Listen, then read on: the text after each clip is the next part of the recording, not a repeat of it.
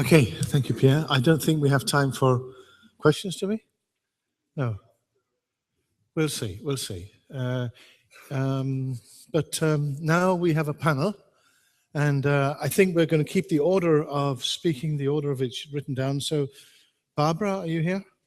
Okay. Barbara Hammerl, Stadtlabor Graz, Heidrun Primas, architect. Yes. Bertram Wehrle, Director of Town Planning, Graz. Thomas Pucher, who was also here yesterday, the architect who is connected with this particular area in Reininghaus. Michael Zinkanel, who is architectural theoretician, artist and curator, and Neil Butler from Glasgow, one of our In Situ partners. Okay, thank you. And I think we'll try the same format as last time, a sort of an opening statement, and we try and see if there are any themes which are common or you want to address. It says here, what influence do and could innovative artistic projects in public space have on visionary urban developments in European cities? I think you can also take it out a bit broader. How do you see that artists can contribute with something you are involved in, which they could give an added value somehow? Do you see a role for them? Could they have a part in the process? Have they some particular understanding, connections, or whatever you think could be useful? And how might this be engaged? If you want to refer to this area, it's fine. If not, you keep it theoretical, but that's what we want to look at. So, Barbara, you've thought about it a bit, I suppose, and you start. Thank you.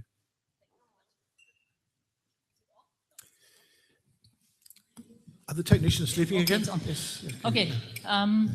Well, my background is not an artistic one. I come more from, my background is about sustainable development and participation and mediation. But I find it very interesting that points of discussions and the issues are very similar in terms of cultural planning or also planning for sustainability. Okay, in our company, we are involved in several urban development projects, and there we are mainly engaged in accompanying the formal planning processes. And we make quite an effort in our projects to bring together different urban actor groups and to support the dialogue and the exchange and learning processes. And also to support the emerging of new ideas and solutions. And together with Reininghaus, Heidrun will talk more about in the next minutes. Together with Reininghaus, with this movement, and also with the City of Development, with the City of Graz, we want to really set up new planning standards also here in Reininghaus. What we have learned in our project is that it's nearly all about communication. There are so many different groups involved in urban planning and in urban projects. We have the authorities, we have politicians, we have the local enterprises, we have neighbors, we have artists, we have grassroots initiatives and so on. And it's really a huge challenge to support the communication and the communication processes between these groups, and to find a sort of common language to make the points more, the things more understandable, and to look also behind the positions, to look at the needs and interests behind the positions. And it's really a huge challenge. And I think at this point, artists and artistic projects can play a very considerable role in supporting this communication and translation processes. Because maybe they go beyond traditional and formal communication processes. They go also beyond the language or the voice. I don't know how to say it. Yes, and I think at this point, it's really it's a chance to involve also artistic projects. Okay. Yeah. That was my statement. Thank you. Yeah. Thank you. Hi. I think it is very important, especially in the given framework of this symposium, to expand our line of thought to a superordinate and visionary process of change on a global scale. I prepared a short statement that will refer to 7 postulates that will explain my approach as a part of the idea of Reininghaus. But first, I would like to share a story with you. Most of you are familiar with the artist Daniel Sperry. Yesterday, we had a talk about the current state of the world that had left me really depressed and also let me drop into some kind of a personal crisis. While in the Western world, people still recklessly crave profit maximization, hundreds of people drown on the borders of Europe while on their desperate quest for survival. How relevant are our artistic actions and discussions in the face of this perverted and degenerate discrepancy? Being aware of this, how can and should we set an impulse for change? Spirit told me this story about a dead fox that he found once, a really beautiful animal. After carefully salvaging the body of the animal, he buried it at the foot of a dead poplar tree that was part of a public space somewhere. After a while, this tree was supposed to be dead, started to sprout. We agreed upon the fact that everything has to be about making this transformation understandable. All that's living is somehow connected and coexists in a very fragile systematic balance. The whole cosmos is, referring to this analogy, a giant living organism. That means, point 1, there are no visionary urban development processes without societal development processes. 2, the method of dealing with public space strongly indicates the current state of the associated society in general. 3, public space is political space. 4, therefore, art in public space is always political, even though it does not seem like it, and especially then is it political. 5, be aware, Achtung, look out, artistic projects in the public space are always part of the system. Keyword, gentrification. 6, a lot of politicians and other people in power appear not to aware enough of the fact that art is not simply an accessory of aesthetic, but true societal processing. 7, art provides the power to open the emotional space which grants us access to the fundamental sources of life, like love, empathy, and the joy of living, apart from the artificial, mechanical, and economic categories and ratings. In my opinion, that is what we are starting to do with Reininghaus. Not just talking and thinking, but starting to do actions on site, in situ. Thank you. Thank you. I'd like to start 12 years ago, when Graz was the cultural capital of Europe. We had a lot of installations in our city. For example, the Gespiegelte Stadt. We became our Kunsthaus. There wasn't one before. We had this island in the Moorinsel, still existing. And so we became a new culture to the town. And all the people in Graz came to this festival. There were a lot of initiatives, and this was a real big theme in Graz. To my opinion, it was also for the politicians a very important situation, because we became also, I'd like to say, a new building culture. So we don't just start a big area, and we first contact the people, and we are very pleased to have here in Reininghaus also some intervention as Reininghaus. We work together with them because we are sure that only this coexisting, this open-minded access can give us a really sustainable city in our technical world. So we are also a city of design.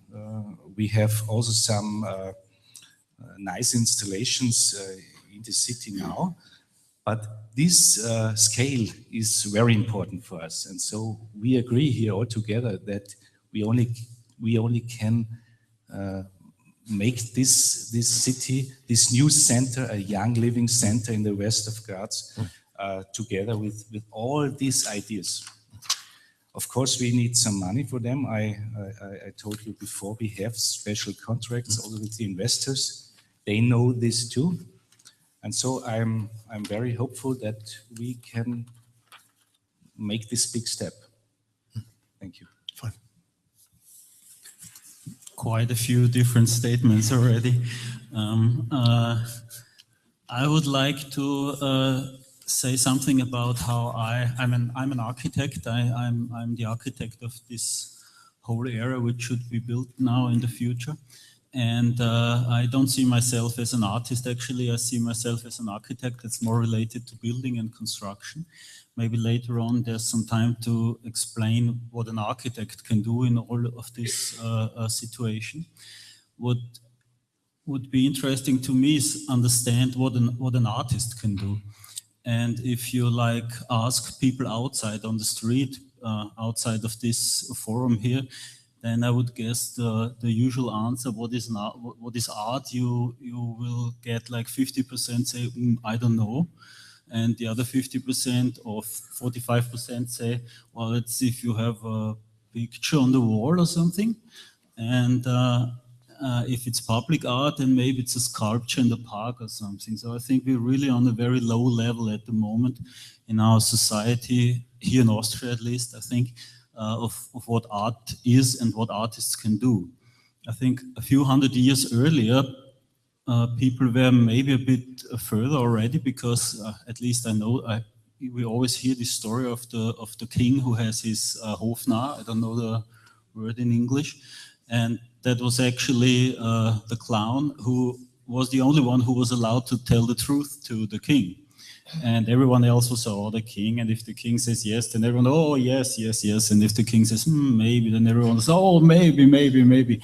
But the Hofnarr, he was actually able to tell the truth. And he couldn't say, no, king, you're wrong. That's not true. But he always made a story out of it and played it and actually told the truth in different words. And I think that's what artists really can do. I mean, our society is pretty much on the mainstream. And what I see, this mainstream and artists are just left and right and in all areas around this mainstream. And they are, so to say, outside of the box. And I think that's really what artists can do. And of course, in every urban design and every urban development, it would be great to integrate artists with their different view. But maybe it would also be cool that every one of us has an artist, a Hofnarr, next to him. Yeah, sure. That's good. And our mayor could have one, for example. You could have one as well. Sometimes even. I think that would really be very important for our whole society and for all our processes. Of course, also the process here, that we always have someone who's speaking a different kind of truth. That's why I also like so much when Heidrun appears and says something, because she's also always talking in different words, and it's a bit hard to understand sometimes, but at least you have to start thinking. And that's actually what it is all about, I think. Thank you. Yeah, I will quote my good friend Markus Bogensberger in my introduction, that I'm here for private reasons, and that's my first explanation why I came here. Then I'm also here for professional reasons, because somebody invited me, so there must be some other background. My personal reasons are that I'm a skilled architect who left his field and made a career as being this sort of personal clown of many of the decision makers, and also within my original sphere of other architects' friends. And I'm here, of course, of revisiting a place which was contested since quite a long time. And I had been here probably already 20 years before, 15 years before, 10 years before, but not very recently, but observed what had happened. And I showed great respect to all the people who had invested a lot of time and energy and skills into the project so far. So I just wanted to see how that can be reactivated or whether it cannot be reactivated. And then, of course, as a typical architect artist of my generation, I'm very much obsessed with visiting ruins of all kinds, especially ruins of economic transition. So I came here with this sort of a melancholic expectation, you know, of a project not moving on, or it could get stuck, of buildings which are in decay. And actually I was quite disappointed because the area is in such a pretty beautiful shape, and there's there are no real traces of crisis, disaster, etc. I think it's not an accident that we were guided yesterday to the basement, you know, to the only somehow unhomely place that it offered here. The other one would be to get into the silo, becoming part of the grain, but that's probably a bit too radical. And the other reason for being here is, of course, the professional that I'm professionally dealing with the social production of space and the role of art, both in writing texts, making theatrical performances or installation. And as a part-time artist, I would like to bring up the question, of course, when in a process like that, an artist finds a role, because there are different types of artists, and the space, the place, the people, the network of people, the power structures speak differently to different artists in different periods of a project. So we are now in the very weird situation here that this project is again before, although it's already after the process. So we did one turn already, or maybe did several turns already, and now we restart, but with the knowledge of what happened before. So it's a quite complicated situation, and I didn't think about what my role can be. It's just that I thought it's rather complicated to get in here. So there are artists who love to be involved before, but actually before planning or during planning, but I've been to many interdisciplinary conferences with artists and planners, and it turned out that the artists refused to intervene when it's not yet settled and when there's not a clear structure where to fight against, you know, where the anti-clown has its position. Some of these projects really did not fail, but they had to postpone the interventions to a specific time when there is enough, let's say, physical and social structure to counteract as an artist, or to work with, or to play with.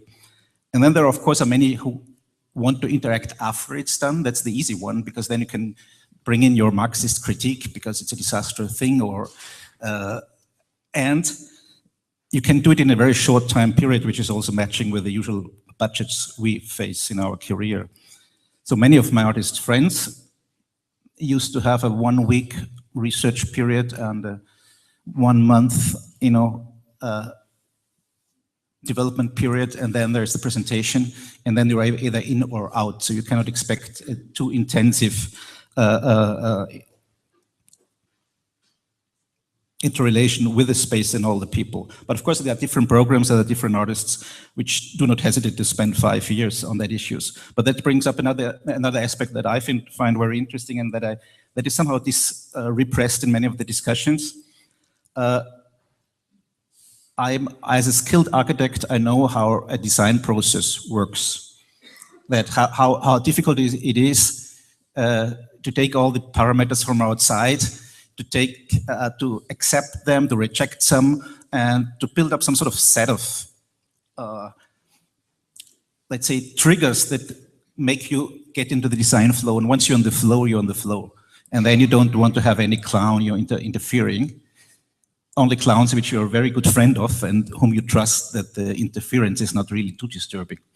And interestingly, the same happens if you do projects with scientists. A serious scientist needs 2 years for some serious analysis. For a normal average artist, 2 years is really very, very long time. And then there's another problem, which I face at many presentations, that architects are used that large part of their ideas are cut down anyway. So they usually intuitively invent much more than is necessary, while artists which are used to work in the protected field do not show much because they want to get a wild card because they're genius artists anyway. So it's difficult to interact and to speak about each other if one is speaking too much and the other one is saying almost nothing. With scientists, it's the problem that they just give you a list of books that you have to read before, and we meet 1 year later. So this is also a difficult way to interact.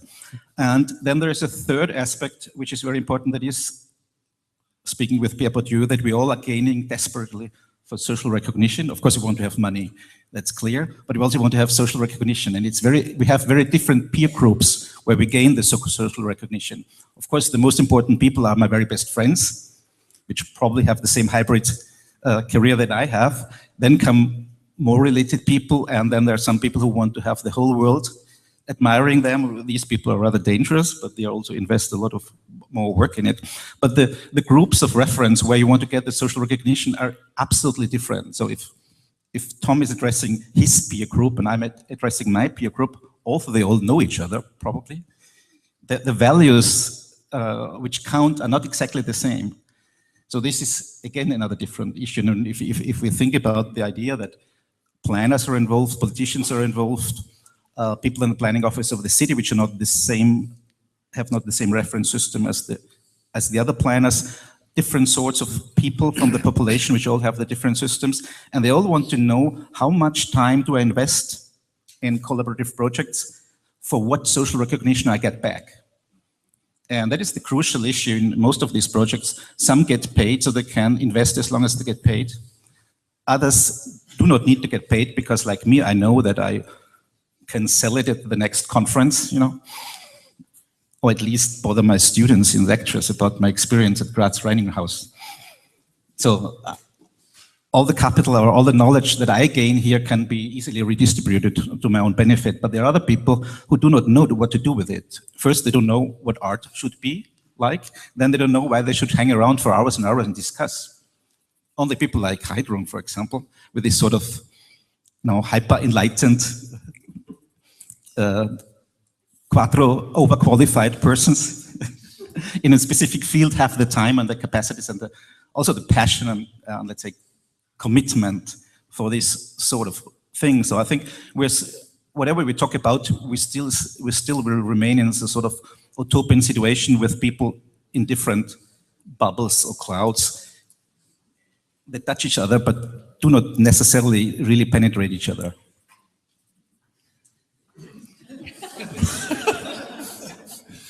My name's Neil Butler. There's some slides actually. I'm not sure if somebody can stick them up. Yeah, I'll wave at you if that's okay. I have an organisation called UZ Arts. It's based in Glasgow, and we're primarily concerned with a process of making work where we bring artists and producers together in what we call hot houses. We create residencies across Europe and in Sri Lanka, and we then, out of those, commission produce work which is then shared. But we also work strategically. We create festivals and events. And I first went to Glasgow in 1990 or 1988 to create events that were part of the development of the Year of Culture in 1990. But about 12 years ago or 13 years ago, I started a relationship with a small town in Scotland, which I think has some relevance to our discussion today. It's called Falkirk. It's very small. It's halfway between Glasgow and Edinburgh. And it's got a population of 34,000 people. It's got a wider population of maybe 70 or 80,000. And I was invited there to create an event to celebrate the millennium in 2000. But when I got there, for some time I've been thinking about how to create a national arts festival, an art and public space festival. And I suddenly realized, looking at the map, that if I organized an event in Glasgow, where I was based, I could maybe I had a catchment of maybe 1.5 million people. And if I organized an event in Edinburgh, and again, about 1.5 million people. But if I was in Falkirk, there were 3.4 million people within 40 minutes driving time. So I discussed this with the council and the directors of the council. And for our first event, I invited the BBC. I gave the same argument to the BBC. I invited them, and we created an event called Big in Falkirk. Could you do the next slide? And as you can see, a lot of people came because of the music. And in fact, 60,000 people came. They'd never seen so many people in Falkirk. But we were using that to drive interest in Falkirk, which had no reputation. It's a place you just drive through. There's nothing to stay for. And so into this mix, we put international work, and if you go to the next slide, and working with my colleagues in situ, we developed a program over the period of 10 years. This was a classic European project. It's called the Band Europa, where it's an orchestra where each part of the section of the orchestra played music from a different folk tradition. So there's Hammerdolsmers from Sweden, and there's hurdy-gurdies from France, and bagpipes and so forth. And then that toured as an international project. And we commissioned this project here, if you just go back, sorry, the one which just disappeared, which was a structure, an architectural structure, that in the course of 30 or 40 minutes appeared from nowhere. It's constructed almost entirely of sellotape, so it is really ephemeral around a structure. And it was very successful, and we toured it into America and into Australia. And it sort of, again, helped put Falkirk on the map. So much so that after 6 years, we were welcoming over 100,000 people to the town, of whom 25 to 30% were coming from Glasgow or Edinburgh, who would never have dreamt of coming to Falkirk. But also, the Director of Regeneration and Economic Development said, as a consequence of Big in Falkirk, people started to understand that it was an attractive place to be. It was a place where you could live and work, and if one of you was working as a couple in Edinburgh and the other was in Glasgow, it was only 25 minutes away by train. So for the town of Falkirk, they felt they really understood the power of art and culture. Could do the next slide, please. And so they started planning, and they are planning this site here, which is called the Helix Project. And it was a brownfield site, remarkably unattractive, no topography at all. And it occupied a space that was surrounded by communities that never spoke to each other. So you have the town of Falkirk here, and you have Grangemouth over here, which was the biggest petrochemical works in Europe, but had gone into decline. And these two communities had also been separated by a motorway. And so the inspired thought, there was actually 10 communities all the way around. The inspired thought was to create a space that would join those communities. And so to create a leisure space, a space where you could walk and run. They put in a lagoon, they put in all sorts of features. And they invited myself to develop a strategy to animate the space. Next slide, please. And we had a day when we worked for about 18 months working in the communities, working in walking groups, running groups, old age pensioners. And we were expecting about 7,000 or 8,000 or 10,000 people to come for the opening of this place. And 22,000 people came.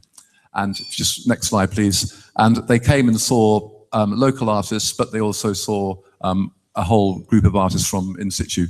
And here you have some of the artists. Now, also on that, so on this site, it was key to connect communities the way it was designed, but it was also key to use art and culture as a way of attracting people onto the site.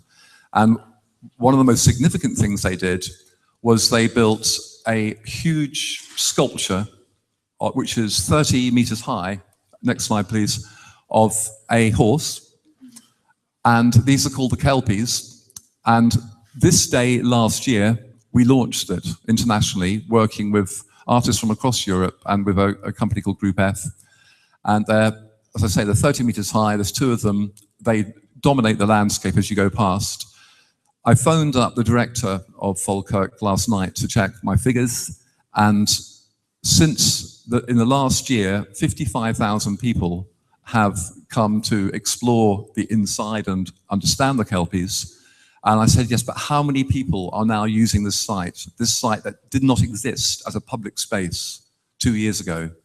And in 1 year, 1 million people have traveled from across the country and in the area to inhabit this site, to visit it and enjoy it. Thanks. Well, on that positive note of the power of art to move and involve, it is obviously I think you all mentioned or underlined the need or the interest, and maybe too many interests, and the conflicting interests there are to involve in such a press, and the lack of any structure to actually contain that, channel it, and you might say have a controlled dialogue. And that, of course, in a as it's been pointing out, in a design environment with its own agenda, its own deadlines, and so on, is extremely difficult.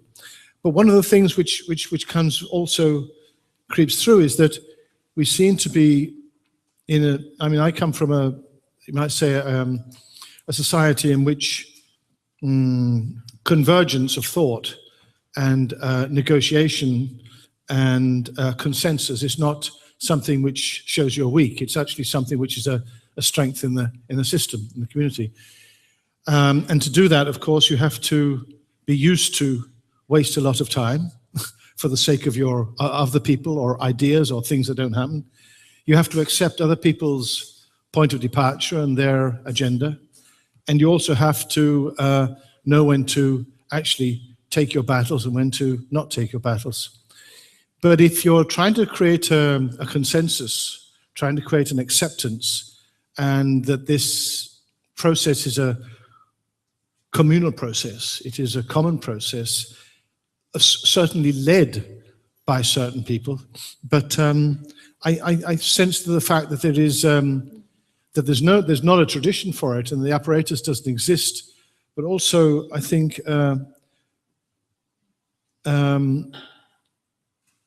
Michael, you were almost cynical about whether you thought it was worthwhile doing, because you couldn't really see that it would lead to anywhere. I mean, it was a sort of a.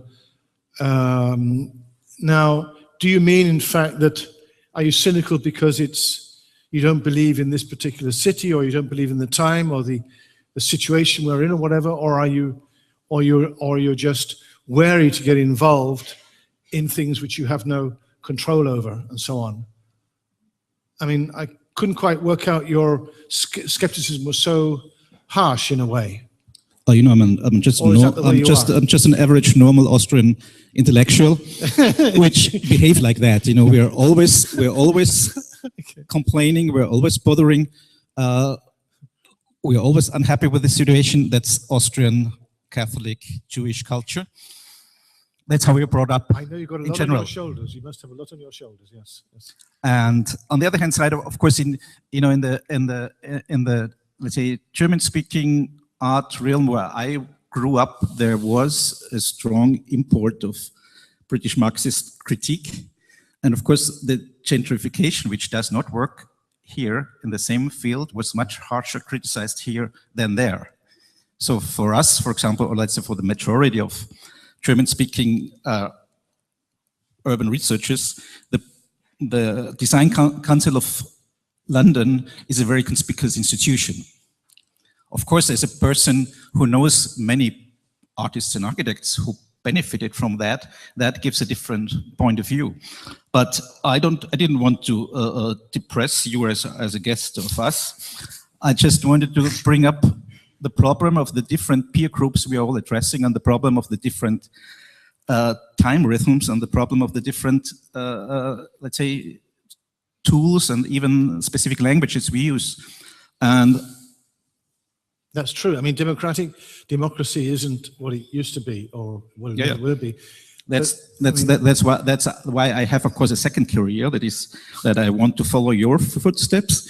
That I want to establish my own institution, which is directing that process and organizing, of course, you know, the discussions and the conversations. Because only if I can direct the discussion and the conversations, I can regain power and put myself, impose the rhythm, my rhythm, on the working rhythm of the others. And I think that is interesting because this competition starts, there's sociologists who do the same, there are artists who do the same, there are planners who do the same. So many of us are, let's say, migrating from the core business to the, let's say, to the secondary or superior level of organization. Heidrun, when you're speaking, you also have a very critical voice, but also there's a hope there somewhere. Yeah. I mean, there's definitely hope, and there's a flag you're waving, and the Vivan Association, which you're a part of. So what is the possibility to sort of, because it has to be a structured way out. How do you get out of that melancholic sort of defeatist way, and maybe also very realistic? I mean, how do you see that can be regenerated? I mean, what's the starting point? Yeah, there's a kind of hope. So I'm also Austrian, but not of this type. I'm also from a Catholic family, but not from the same like Michael is. So, but I think he found the point, because it's about different peer groups and the question, how could we come into connection? And that's all about different languages we have, and this very strong effort to translate. And that's what I'm talking about. So you are right, we have no structure for this kind of work. And I think that's the point where we are now. So we started with Reininghaus to start a kind of transformation and translating and platform to interweave different interests and different people, also who have no voice in this play, in this game. And I don't find a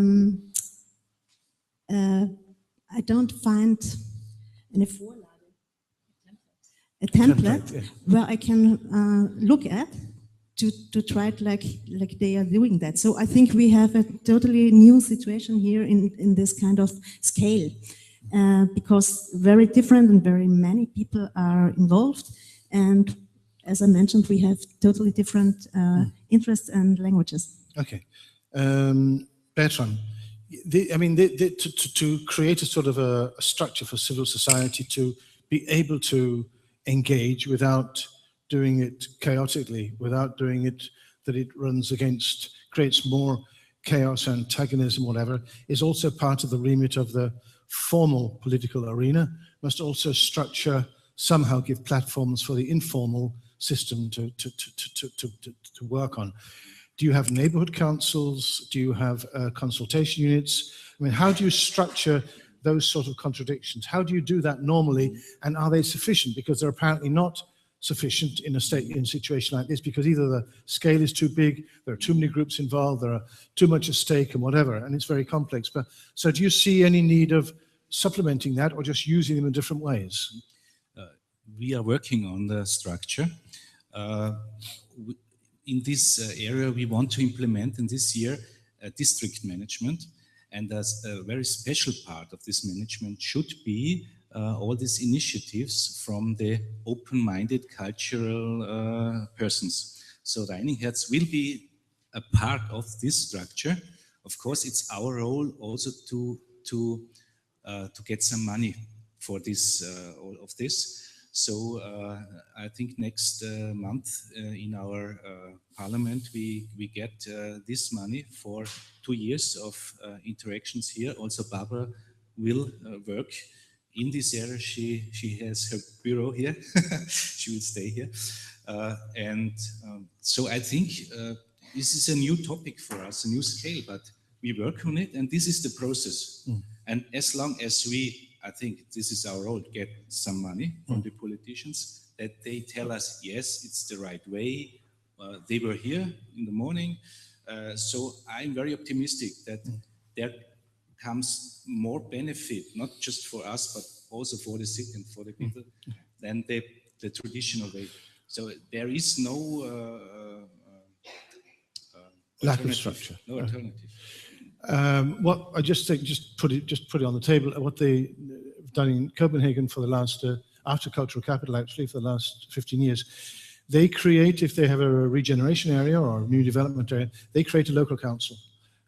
It's a kind of informal, formal association, 19, 23 people or whatever, and they're all from different associations and so on, and they are given a budget. They are given a budget to create activities, workshops, seminars, exhibitions, whatever, and they are given 3 or 5 people from the city to work for them.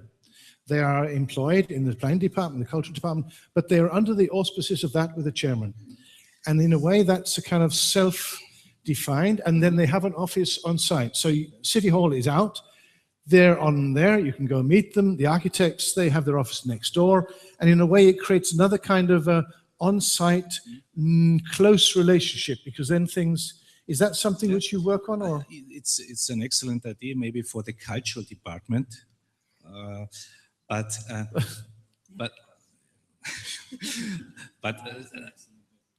yes, of course. But just a few thoughts on cultural capital. There was, I think here it's very important to get all these streams bottom up. Cultural capital, this special year, it was a high-level culture. There was a team, and there was also not so a big acceptance of the basis because high level. And I think this is very important. If you have some people who say yes or no to the projects, the bottom up must be possible. So, but it's an excellent idea, of course. Thomas? Yeah, I think this is a really great idea because one of the things is that you have people who are responsible. And the second thing is they are really here on the site. And that everything else is just too abstract, actually. And this is the situation where we are at the moment. Everyone says, yes, we have to do it. We want to do it. Everyone, of course, has its problems, this and that. But we are not really here yet. And I wanted, before you said it, even explain what we found out in how we work in our office. We also had this typical procedure of how to design a project.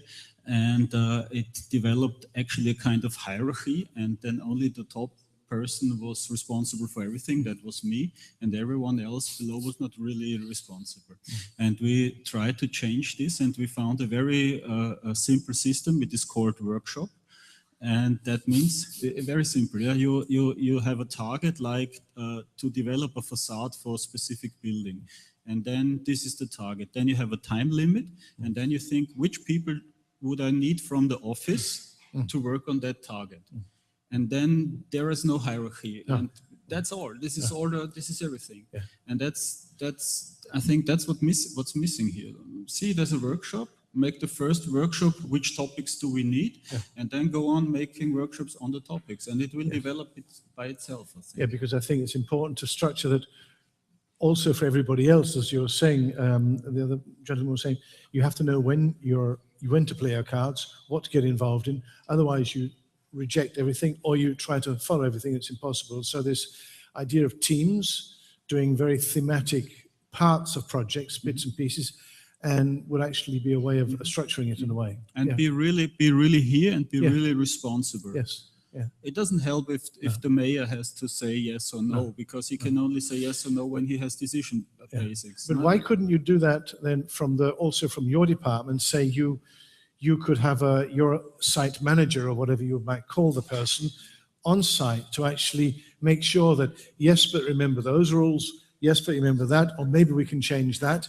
I mean, it gives another way rather than applications or decisions or whatever, because in a way there has to be a link between the formal system and the informal. Otherwise, you get this clash. So how do you make the contact points, and how do you go from one to the other and the other to the one?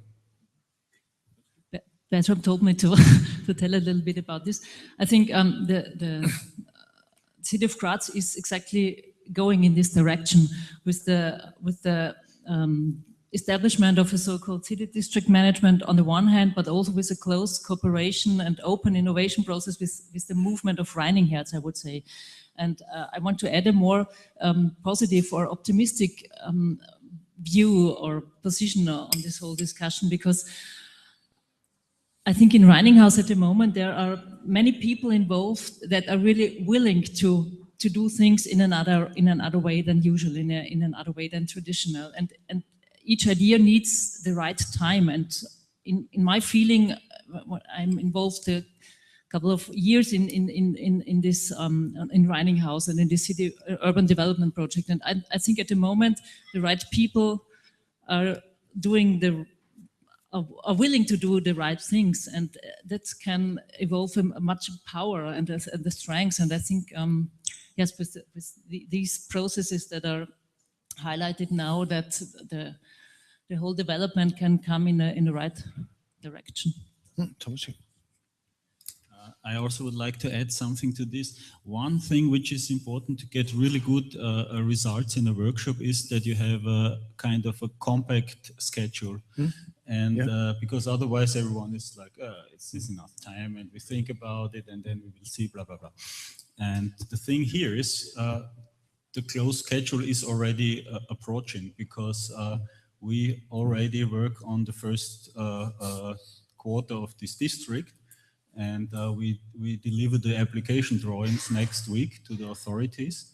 We do have these spaces for what is not living, for what could be art, for what could be anything, but they're already drawn, and the next step will be that they will be built.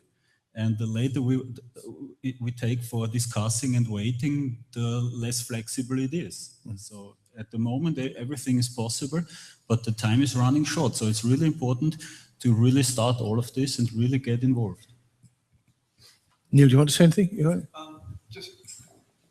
Well, my only comment really is really clarity about exactly who's it for, this development. Who really is it for? And are those people really being spoken to? And are they being engaged with? And when we did the project with the big Helix space, which massive, 300 hectares space, we spent, in that case, 18 months, 2 years, talking to every single possible community who would be influenced by it, who could benefit from it. And that's why all those people came to support it and enjoy it and put pressure on the council to make sure it really worked. And I remember back our conversation the other night that when Glasgow was European City of Culture, the leaders went in to every single group to talk to them. And I remember they went to the taxi drivers and they spoke to the taxi drivers and say, we are proud of our city, this is our city. And they spoke to all the taxi drivers, and then everybody come into the city, you get in your ear from the taxi driver how exciting this project was. And I think that's the starting point for any project like this must be, who's the community? Yeah, I want to add a comment about the Viennese former airfield housing development, where interestingly the planners and the city administration started a PR campaign first where they imagined or designed themselves the future tenants of the housing blocks, because as here it's a very high density, and you would expect that it works, you need a lot of people, but you don't know yet who the people are, because the people did not yet fill in the formulas and apply for the apartments. So on one hand side, the activities on site are redirecting, the curiosity of specific social groups, but then you really make some sort of, if you're really successful, you do social engineering and select specific people that are attracted by that. So the question is which program is done on the site. And that needs to be coordinated as well, because otherwise you only address a very specific little group. And would depend, if I would imagine different figures in Graz doing the program, they would address again different target groups. And then the interesting thing is that we are in this sort of Josephinistic, or in Graz we call it Johannistic tradition, that there is the good emperor, who have to solve the problems, and people start to discuss the things when it's almost too late. So when the first skyscraper is built, there will be a huge interest and huge, of course, a wave of protest. But then it would be too late to make the project that you showed, So we are now in a situation that is rather late. we are rather late, or you were rather late, and it has to be started on a quite significant level. Otherwise, the process as usual starts, and we just are the mediators who communicate what's going on for those people who complain, after the effect. Do you, when you develop a site like this, or do you have you might say an online web where people can comment at groups? I mean, this online community. Do you develop that? Do you have ideas? How do you work online? Do you generate something which is a sort of forum for communication and suggestions and so on, and critique? Because it's true, it's very much about just creating interfaces, and one interface is the very short, specific workshops, which are project-oriented, result-oriented. The other is an easy massaging of the views and of the public and the whole city, and to get them to understand things, be interested, come with comments on a different level. So there are different ways one has to do this. Yes, I think in this year we come to this step when we start our district management. We have, of course, a homepage. Everyone can get some information, but it's not interactive. No. You're right. Yeah.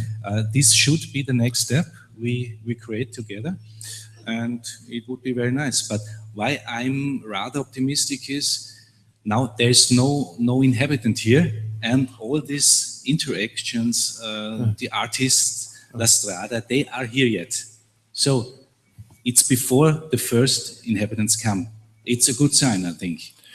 Well, it's a good sign. It's a good sign if the first people that move in are credible people that move in, and people think, wow, that's interesting, and oh, great. But it could be also the other way, depending on which building is open first. The first building would determine almost the success or failure of this place. Its values, its aesthetics, the way it's run, the economy, the hype about it. It really is so important. So even if it's about question about how to do the interiors or how to do the round around, it would be really good to do something just to start, even on a minimal level, I think. What happened to the terrain horse comes first? Yeah, I know. Right, that's it. We're late for lunch. Okay, thank you for that good session. Thank you.